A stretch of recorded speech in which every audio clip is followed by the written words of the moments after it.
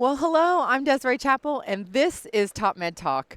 We are here in Orlando, Florida for Anesthesiology 2019, the annual meeting of the American Society of Anesthesiologists. With over 14,000 delegates, this is the largest meeting of anesthesiologists and anesthesia providers in the world. Now, I'm usually joined by co-host, either Monty Mythen, our editor-in-chief, is here, but he is presenting here at the ASA this afternoon. And Saul Aronson has been helping me out today, too, and he may be joining us a little bit later. But just to let you know, we do have a booth here at the ASA. This is our third year here. We're on booth 730, so we're excited to be here. We want to thank our sponsors, Edwards Life Sciences, for supporting us to be here this year as well. And we're actually looking at them right now at booth 727, so beautiful view over here. So if you're in here at the ASA and you're in the exhibit hall, come by and see us, booth 727 for Edwards, and we're at 730. Now, we also want to thank the American Society for Anesthesiology. They've been very supportive of us this year and helping to engage and really share the knowledge that we gain here through these conversations with the world. So that's amazing, and thank you guys. We've had lots of great discussions so far. We talked to Carol Peden and her group from Keck. We talked to Andy Shaw, Mike Scott. But I'm really excited to sit down and talk with Neal Fleming from UC Davis. So he's sitting here with us. Neal, thank you for joining us. Thanks for the invite. Yeah, Very nice. Monty has prepped me. He's told me all the right questions to ask. Oh, that's what I'm afraid of. Hey, that's a tip for Tad. I think I heard something earlier. You were giving me a hard time. All right, my co-host has shown up. This is the beauty of live podcasting. Right on time. I know, right on time. Okay. We got Saul's mic coming up. All right, good. Well, we're live on Twitter. Say hi to all of our Twitter fans out there. Thanks for watching. So sorry I'm late, Twitter people. No, it's all good. This is the beauty of it. It's fun. It's a good, fun conversation that you can have. Different from going to the lectures and things like that. We can just have a nice. Comfortable chat. So, Neal, tell me a little bit about yourself. Where are you from? I mean, where do you live now? Currently, California. So UC Davis. Hospital's in Sacramento. So Northern California.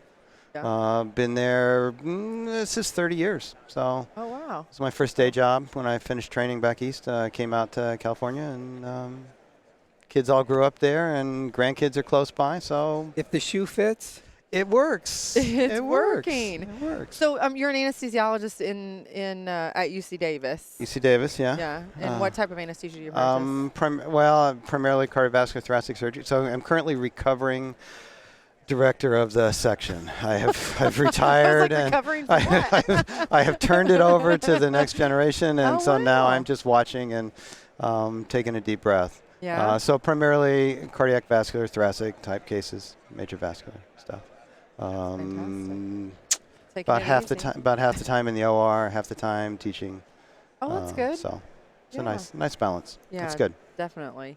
Well, Neal, we've been talking a lot about on TopMedTalk. We talk a lot about technology. Yeah. And specifically about AI and artificial intelligence and how that's kind of creeping into our practice, right? So you've been in practice for 30 years. Tell me about your journey through utilizing technology, I guess, to start off there, because there are a lot of people that listen to this podcast that they're in different phases in their careers.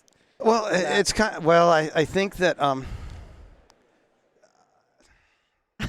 I think I'm a bit of a sucker for technology. Oh. I think maybe that's what sucked me into cardiac. And I mean, there's ultrasound, and there's swans, and there's all the toys and tools and the monitors. And I think I've always been interested in learning how I can gain more information and better guide what I'm doing and try and make a difference. So I think that maybe word is out to the reps that I have a really low threshold for trying new stuff, and so I think that's always been the case. Yeah. So early adopter. I think that you can graph early adopters, and then there's some people off to the side. Innovators. Sounds like you're a little sucker for, Even north of that. I'm afraid so. I think early adopter doesn't call it, right? Yeah, I will confess to that. That's okay. We need you. We need people like that to test the waters, right? I break things. Yeah. So from your vantage, which is leaning over the edge, first to jump, what does it look like from that vantage point? In terms of our world of perioperative medicine, anesthesia. Tell me what you see. There's incredible stuff out there. Go on. I mean, there's so much out there that we're just learning how to use, and to see things that we didn't really notice before. And to better quantify stuff, to provide better guidance for what we're doing, and I think make a huge dent in terms of outcome and management choices and guidance. I think there's tons of stuff out there. So I'm trying to get you to tell us what you see through your lens about what that is. Well, I'm not quite sure exactly what you're. I think that I think there's two approaches. You can say there's a whole bunch of new stuff out there, but that's kind of scary, and I'm doing okay, and kind of circle the wagons. Or you can say there's a whole bunch of new stuff out there that will let me do my job better, and we need to grab it and drive it in a direction that works well for us. And we should seize that opportunity. So this is a fun conversation because there's no right or wrong answer. This is a what do you think kind of session. Yeah. So being futuristic, if you had a crystal ball, what does your crystal ball tell you we're going to be doing as practitioners in the next year or 2 or 5? I mean, I honestly think we're going to with the space of technology and augmented intelligence and. Well, I think we're going to be doing the same thing that we're currently doing, because what we're doing now is we're walking into a patient room before they're going to have a major surgical procedure, and we have 15 seconds to reassure them and to shepherd and guide them through this incredibly scary surgery that they're going to undergo. And now we have all this new technology that's coming into the OR. And our role is really pretty much going to be the same, is we have to understand what's coming in, learn how to use it, and reassure everyone around us that this is going to help, this is going to be good, this is new. And so our role is going to be to interface with that new technology, to understand it, and to be able to take advantage of it. And so we're going to be the bridge, I think, between the patient and the surgery and the care and all of these new tools that we're going to be using. One of the areas that I personally find to be very challenging and I'm passionate about trying to close the gap is to develop a personalized, if you will, predictive model for risk and to develop a plan to best manage pathway. Yeah. With the mountains of substrate and data that we have, to me, it's just screaming for augmented intelligence to enable us to personalize, if you will, the pathways for people. Because every patient's going to be different. Yeah, absolutely. And we have to be able to figure out how to pull that data in and figure out what is best for that patient. And so we have to understand what's coming in. That's really important. Any companies, tools, processes out there that you know of that are beginning to mine that space? Well, utilize it in like a predictive analytics kind of way? Yeah. In terms of like who's sponsoring TopMed today, or no, honestly, I mean, there's lots of different ways to look at that. Yeah. No, on a broad spectrum. I mean, it's coming down the pipe, and we should expect it soon because it's going to be here, or it's here now, or we got 10 years before we're going to see any of it. Well, I think we're seeing a lot of stuff with the physiologic monitoring stuff, so the stuff that is coming out. But the other big world is the neuromonitoring, being able to process an EEG waveform. I mean, if you told me 2 years ago that I was going to be able to understand an EEG waveform, I would have laughed at you. But this new technology and processing that's coming in for that, it's like, gosh, that almost feels like home. And so the ability to process that whole chunk of information, I think, is a huge change. You want to elaborate on that a little bit? Well, just the DSA and the different displays for the EEG monitoring, and just breaking the ice and being able to convince an anesthesiologist that it's worth looking at those squiggly lines. I think that's pretty impressive change that's happened. Yeah. I don't know. Do you routinely use EEG monitoring intraoperative now? Not since my fellowship. Well, the crazy thing is that, yeah, we did it in fellowship, and it went away because it was too scary, and they were flipping all those switches. Yeah. And now you just stick the stickers on the forehead, and you're looking at these things again. So my question is, okay, so you have all this predictive analytic, and you have all these tools, right? And some of them, some of them are just okay, but some of them can, change our practice because we have new tools in the toolbox and new ways to manage. How do you convince people to, one, take a look at it? Because, I mean, I know that the providers I work with, nobody really they don't have an interest in it. But two, once they look at it, like, how do you get them to get on board with it and actually start utilizing it as a tool in their toolbox, not just something you're telling them they need to use? I think it varies a lot depending on the technology. Some I think is more intimidating than others. But I think the key thing is if you bring something new in, you have to be able to convince them that it makes a difference. I mean, so I'm going to just challenge that and ask you to go a step further. So I agree. I mean, data is what drives and initiates any change. Yeah. I have an expression. I think I've used it only 100 times so far today. But between data and change is reality. And reality, to your point about change management, which is really a wonderfully complex, if you will, science, reality to me is trust, emotion, culture, and it has to be easy to use. And so though data is the driving force, change is predicated on reality, and reality is trust, culture, emotion, and easy to use. Do you agree? I think that's a huge part of it, a huge piece. That easy to use, or just that basic interface between the anesthesiologist and the system, I think is a critical piece of it that's often overlooked. Well, just like as you were saying, I mean, what made me think about this the most is when you said, "Oh, so now I now have the process to EEG in front of me, and it's giving me numbers." Where before I didn't want to look at the squiggly lines. Yeah. But. And that's great, but like, how do you get people to? So okay, now I have this information. What am I going to do with it? Yeah. I mean, how do you get that change to happen? Well, I think a part of it, like you say, is it has to be easily acquired, and then I think it's really important to show that. Well, you have to bridge from what they currently know, and see how it builds on their foundation, and then be able to show that it makes a difference somehow.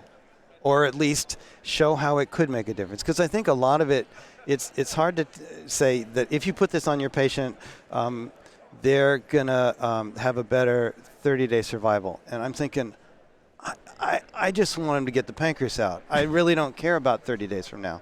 And so sometimes it's hard to make that jump.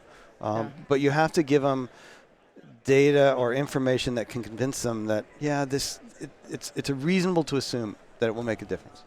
So when you're ready, when you have tested out new, new products, new technology, and you want to put it into your practice, I mean, it's one thing for you to do it. What are you doing to bring colleagues on board? Is that something that you do routinely? I mean, you were director of your department for a while, right? Yeah. Yeah. So what were you doing in that respect? I think it varies depending upon what it is. Sometimes you can just say, we're going to do this. Yeah, and it's a mandate. And you just do it. And then it becomes a routine, and then you learn from the routine. For example, we decided that we would routinely do thromboelastograms on all our cardiac patients, just because it was easy just to do it all the same. Yeah. And in the course of doing that, we then learned how to use the systems and how to apply the data, and it kind of came secondary to it, and now it's like a routine adoption sort of thing. What's the next TEG? In a broad stroke, if you will. I honestly think that the probably the closest thing is probably the HPI and the predictive analytics with HPI. Yeah. How are you using that tool in your practice? Routinely. And pull it up. Come on, Neal. No, Come on. And the follow-up question is, well, what happens with something like this is it's new and it's novel, and you have to poke at it, and I think you do have to go through a number of phases or stages before you really adopt what's going on. Personally, I think because of a proximity to Irvine and a reputation that had been developed for breaking and trying new things, we saw HPI relatively early. Okay. And it's been kind of interesting because I looked at it and once I got through the convincing that it was good, I have gone through a process of trying just to see what happens, what other people think. Like organically, kind of just seeing it. Yeah. So I'm asking it in a little bit different context. Just give me a day at the office. Like how do you use it? If you could describe your user case scenario, walk us through a day in the OR. So most of what I'm doing in the OR, I mean, I have the privilege of, I'm usually working with a resident or a CRNA, running. I mean, more times than not, it's going to be either a major vascular or thoracic case, so high risk, relatively high risk, relatively complicated, and we have the luxury of being at a university hospital, so I have no time pressure. I know that I'm going to be able to enjoy the duration of the surgical procedure. I'm sure the CEO is not listening. No, they're not. They're not. The surgeons aren't listening either. But so during the course of that, I'm trying to figure out. So how am I gonna take care of the patient, and then also what am I going to teach the resident or the nurse in terms of general education. So I pretty consistently have a two-pronged set of priorities, and so if we're doing a case that makes sense, a major vascular case, we're going to do intra-arterial monitoring. We'll spend a fair chunk of time talking about options for monitoring and stuff like that. And these days I will pretty routinely pull in an HPI system, and we'll talk about kind of how it's working, what it's telling us, and it's a wonderful opportunity basically to relive physiology. Yeah. How has it changed your practice? I think that the key thing is that it extends the therapeutic options beyond just giving more volume, provides additional guidance, and frankly gets you working towards a solution before the problem occurs, pretty consistently. Okay, I want to back it up just a little bit because we were talking about HPI, like everybody in the world understands it, and we do talk about HPI because it is kind of up and coming in the AI space and in our world. That's a great example. And so we do talk about it, but please, for our listeners, what does HPI stand for? HPI is Hypotension Prediction Index. Okay. So it is an algorithm that's been developed that will. Basically, it's a number ranging from 1 to 100. I say it's kind of Las Vegas in the OR. It is the chances that within the next 5 minutes, the mean arterial pressure will be less than currently an arbitrary value of 65. So it provides advanced warning of impending hypotension, and then the system provides additional parameters that kind of tease out potential reasons for that impending change, and allows you to select your appropriate therapy. Approach to. Yeah. And for the technology, is it something that is, is it like a plug and play kind of thing, or is it like what's technology look like? Because that's what it's ease of use. How does it work? I mean, the ease of use. I mean, the ease of use is it's a different pressure transducer, and plugging into a monitor with appropriate software. To be honest, though, in terms of ease of use, it presents some relatively complicated. It's a lot more information. Yeah, it's more information. It's a lot more information, and that's part of the problem with the adoption or learning is that you present folks with more information, stuff whether or not you need to know it.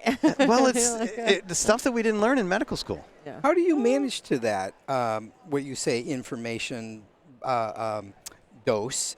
How do you filter? How do you build your own internal algorithms to practice in a pragmatic way, given that bolus of data information? I think it's important, at least with something like this that comes in with so many new things, is to make sure you have a good foundation. So I don't know about in our institution, we were pretty early adopters of the whole concepts of dynamic monitors as guide to fluid management and arterial pressure-based measurement of cardiac output, and using things like stroke volume variation to guide intraoperative fluid management, and trusting the cardiac output numbers that you get from arterial pressure monitoring, and so you need that foundation first. And I don't know where things are for you guys in that whole world, but I think that's a key starting point. And unless you do that, then you can't run. Yeah. That's the walking part. I mean, I think advanced hemodynamic monitoring and utilizing hemodynamic parameters are starting to become definitely more mainstream. Well, you see, I don't know, because what I realized is... I go around to a lot of places. I mean, it's definitely becoming more mainstream. Yeah. But I think one point, though, that I think that you made earlier is that no matter what it is, when you're utilizing these new things, it is a learning opportunity and a teaching opportunity. For those that understand it have to teach those that don't. And whether or not you learned it in med school or nursing school or wherever it is that you learned it, you're learning it now, and you're learning how to utilize it in practice. Yeah. So... like foundationally kind of thing. Yeah. And it's been interesting because I've learned, I think I've learned a lot about the whole adoption process and what I've seen in terms of teaching people or convincing people that HPI is of value. That has been a very interesting. Well, that's what I was going to ask you about. So I've heard you equate change as a grieving process and dealing with grief. And you know what? As soon as I heard that, I'm like, yes, because I've been in this space. I mean, I've led enhanced recovery, and you deal with everybody. And I've talked to 1 million people on the show, and it is. Yeah. It's grieving, anger, you know. Change is hard. Change is hard. So tell me about that. Well, where you get your perspective from. Well, I think it's because someone asked me, I was like, what's it like to teach people how to do it? And then you look at those graphs of early adopters and the Rogers adoption curve. That sort of thing. And I'm looking at that and I'm thinking, well, that's not really what I saw when I first brought this in. And kind of like you said, because the first thing you do when you bring this one's different because it's more advanced and it's a little more complicated. And when you first drop it in the OR, folks are a little bit. Well, they're scared that they're angry a little bit. Why are you bringing this something in here? Like, I don't need taking away my ability making to this make hard. decisions. I used to have an expression. I'm an old guy. Back when I was younger and taller, I used to have an expression that there is an adaptation rule. I used to call it the 300-second rule. That if you bring a new thing, technique, tool, device into a setting where you have a routine baked into your daily schedule, and it takes more than 300 seconds to adopt that into your already established flow, it's likely not going to happen.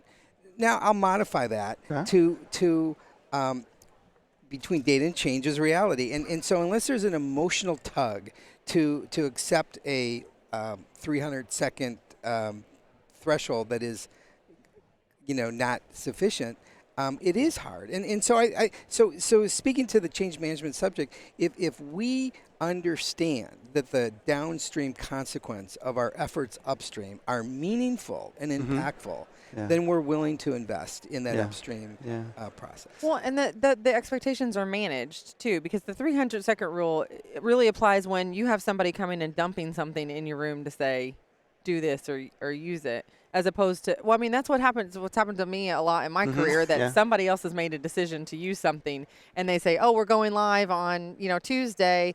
Here it is, and use it. And it happens, it happens a lot. And so like managing expectations, I think also makes it adjust. But this thing is different because it takes longer than 300 seconds. No, exactly. But that's insane. But the value proposition has to be equated to that fact early, and so we're saying the same thing. We're just saying the same thing differently. But I respect, and so back to home base, if you will, augmented intelligence and the advancement of the science that we're going to have to confront. I think we all of us who practice on a day-to-day basis have to understand. We have to be more sensitive to change management and the variables that contribute to successful change management and unsuccessful change management. Well, and going back to the Kubler-Ross, for grieving. Right. So, I mean, one of the things you do when you're working with someone who is grieving is work through that process. Yeah. So, I mean, that's what you have to, because I mean, for this one in particular, you drop it in. There's a huge denial piece of it. Yeah. Because I don't need it. I don't have a problem. Exactly. He's got a problem with hypotension, but mine don't. Yeah. Never. Yeah.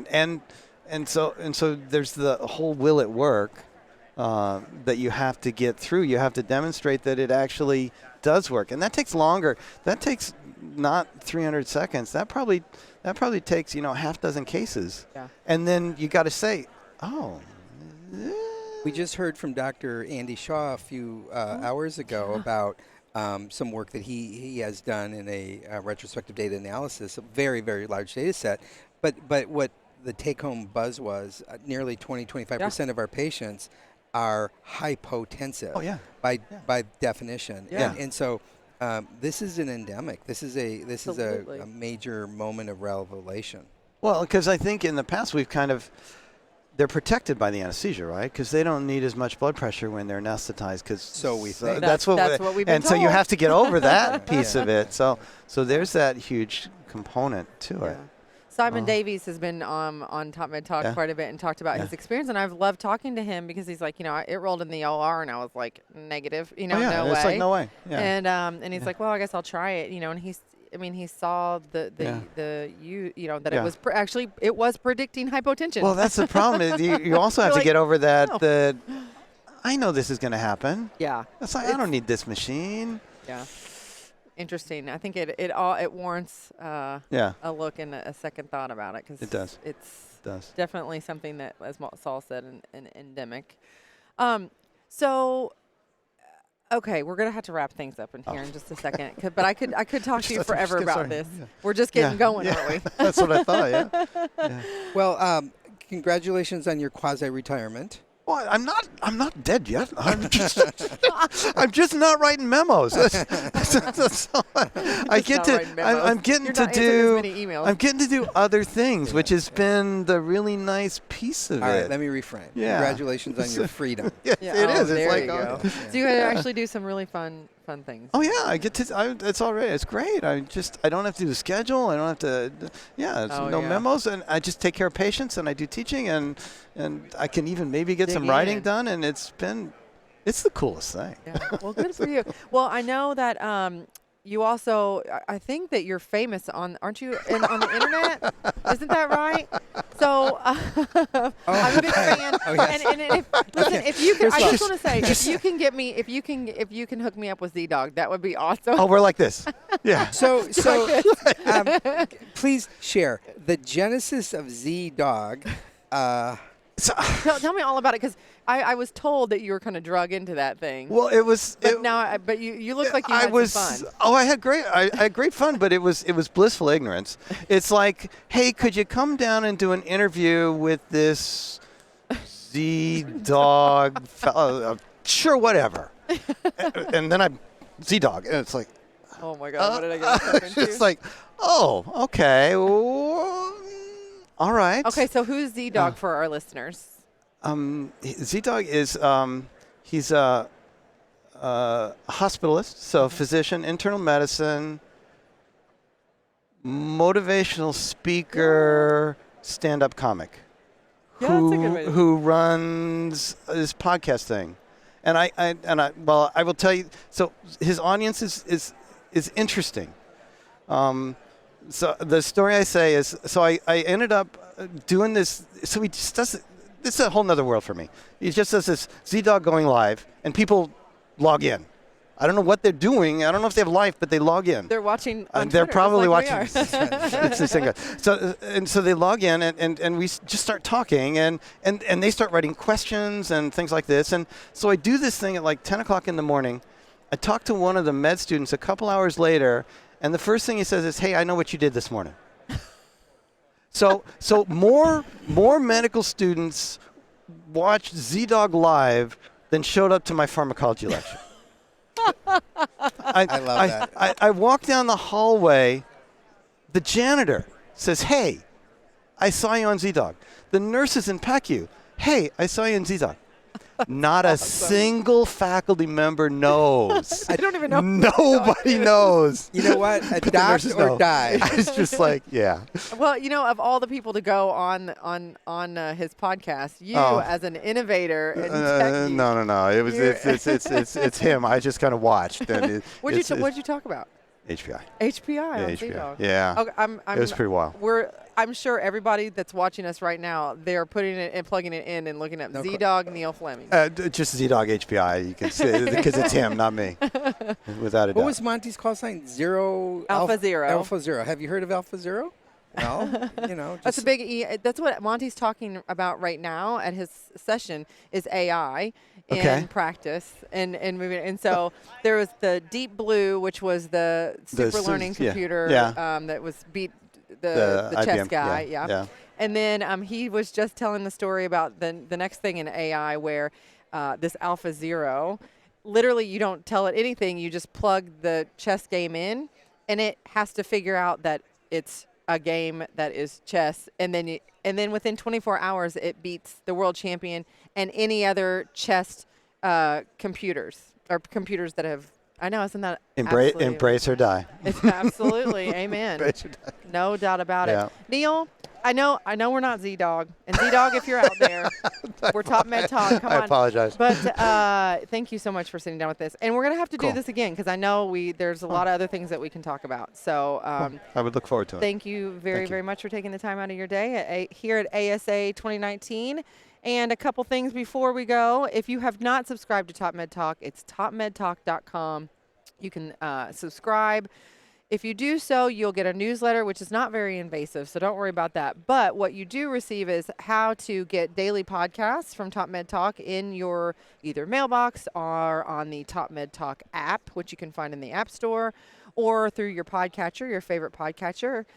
You can also, we'll give you our new box sets, our curated compilation, which is the editor's pick, which we think is a nice little flavor to the taste of TopMedTalk, as well as our perioperative coach series, which is little nuggets and pearls that we've gotten from all these types of conversations that we've put into a nice little series. Also, Saul, tell them what they're going to win if they can enter to win something. A very cool retro speaker. The Marshall amp speaker. The Marshall amp speaker. It's Bluetooth. I'm looking at it right now. It's legitimately awesome. You want one? Yeah, it's cool. I do want one. See Twitter sphere. So register, subscribe. Yes, subscribe. And you're a candidate. Yep, there you go. So can you plug a Fender guitar into that thing? You can, actually. Yeah, but it might cause problems. You got to go from a large jack to a mini jack. So, but you could. But it will blare some music, that's for sure. So no matter what you're plugging into it. It's legitimately edgy and cool. And it's actually not AI. It's complete. Yeah. Well, I don't know. It's kind of an Bluetooth. old school kind of small. Yeah. Maybe that's what we do. We wrap all this new technology in something that looks old. That's comfortable. It's good. There you go. Neal, thanks again. To all of our listeners out there, thank you so much for listening. We'll see you next time. Cheers.